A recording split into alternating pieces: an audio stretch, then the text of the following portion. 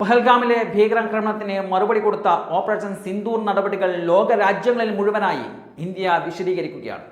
അതിനകത്ത് ഭരണപക്ഷമെന്നോ പ്രതിപക്ഷമെന്നോ എംപിമാരുടെ വ്യത്യാസമില്ലാതെ എല്ലാവരെയും ഒരുമിപ്പിച്ച് കൊണ്ടുപോകുവാനുള്ള കേന്ദ്ര സർക്കാരിൻ്റെ നിലപാടിനിടയിൽ പോലും വെള്ളം ചേർത്തിരിക്കുകയാണ്.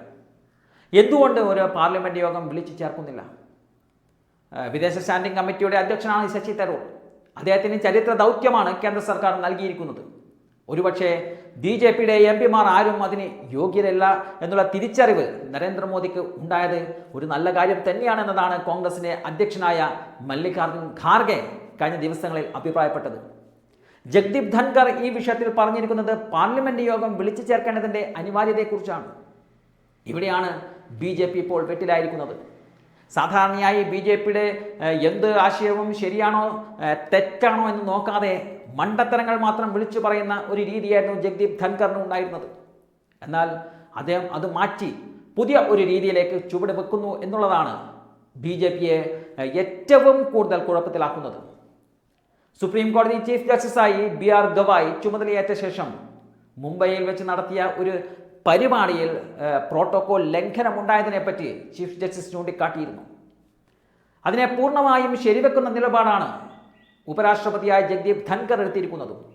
അദ്ദേഹത്തിനും ഇതുപോലെ ഒരു സാഹചര്യത്തെപ്പറ്റി പറയാനുണ്ട് എന്നും അധികൃതർ പലപ്പോഴും അത് ഗൗനിക്കാറില്ല എന്നും കേന്ദ്ര സർക്കാർ പലപ്പോഴും വിട്ടുവീഴ്ച ചെയ്യുന്ന ശരിയായ ഒരു മനോഭാവമല്ല കാണിക്കുന്നത് എന്നുമാണ് ജഗ്ദീപ് ധൻകർ പറയുന്നത്.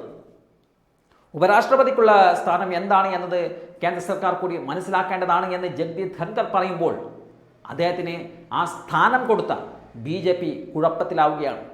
അദ്ദേഹത്തിൻ്റെ ചില നിലപാടുകൾ അംഗീകരിക്കാൻ കഴിയില്ല എന്ന് BJP തുറന്നു പറയുമ്പോൾ മന്ത്രിസഭയുടെ പൊതുവായ തീരുമാനമാണോ ഇത് എന്നതാണ് കോൺഗ്രസ് അടക്കമുള്ള പ്രതിപക്ഷ പാർട്ടികൾ ചോദിക്കുന്നത്.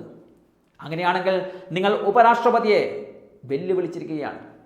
രാഷ്ട്രപതിയെപ്പോലും പലതവണ അപമാനിച്ചിട്ടുണ്ട്.